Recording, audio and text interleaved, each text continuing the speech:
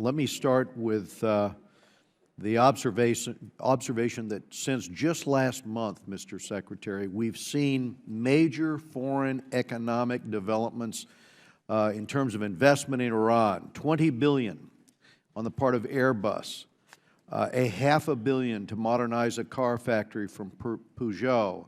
We see French and Italian energy companies investing billions to revive the oil and gas infrastructure. These companies are government-backed, many of them, and we have Chinese and we have Russian investment. In the face of this flood, isn't snapback really just an empty threat? Hasn't the dam broken? Not at all, Congressman, Mr. Chairman, not in the least. Every country that you've just mentioned, China, Russia, France, Britain, Germany, are all agreed and signed up to and have voted for a United Nations resolution that says snapback will take effect if Iran were to engage in an egregious, unsolvable violation of the JCPOA. But in the meantime, Mr. Chairman, they are going to do what they are permitted to do under the agreement, which is do business in terms of Iran, and hopefully those links will ultimately result in transformation to some degree. Now, I would ask all of you to ask a question. Why isn't it Boeing? Why isn't it General Motors? I sat next to the chairman of General Motors the other day in Davos, Switzerland. They're sitting there watching Peugeot go in and others. We can't do that.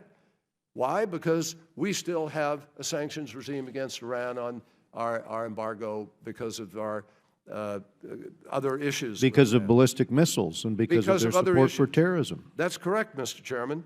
But we can't sit here and complain about other people doing what they're allowed to do when we ourselves prevent ourselves from doing certain But things. the major economic actor, from the standpoint of members of this committee or many of us, is the IRGC, is the Iranian Revolutionary Guard Corps. And we see them on the march. We see them in violation of another UN sanction, not only working on their ICBM programs, but also carrying out terrorist activity. So given the stock you're putting in the snapback provision, are you asking Congress to renew the Iran Sanctions Act? Because that's going to expire.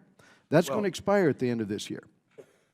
This is the foundation of the sanctions regime. If it expires, there is nothing to snap back. No, it's not accurate, Mr. Chairman. We have all the snapback power that we need without the ISA. I'm not saying, not do it, but I wouldn't advise that right now for a number of reasons. We've just announced implementation day. Whatever we do with respect to the Iran Sanctions Act, my colleagues, friends, should be really done in the light of what we know is happening or not happening in the context of implementation and Iran's behavior going forward. Now, it's too early to measure all of that. Everybody here knows we can pass the Iran Sanctions Act if we needed to because of Iran's behavior in 10 minutes in each house, in the Senate and in the House.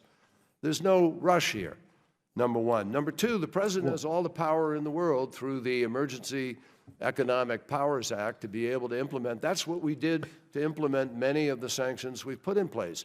The executive orders are empowered under that and the power of the presidency, not, Let me close, though, with an observation. They're not dependent on the ISA. That's I understand that point. But when you say there's no rush here, let me point that in terms of the Iranian behavior, there is very much a rush towards the mass production of an ICBM program. And we're witnessing this. There is a rush on their part.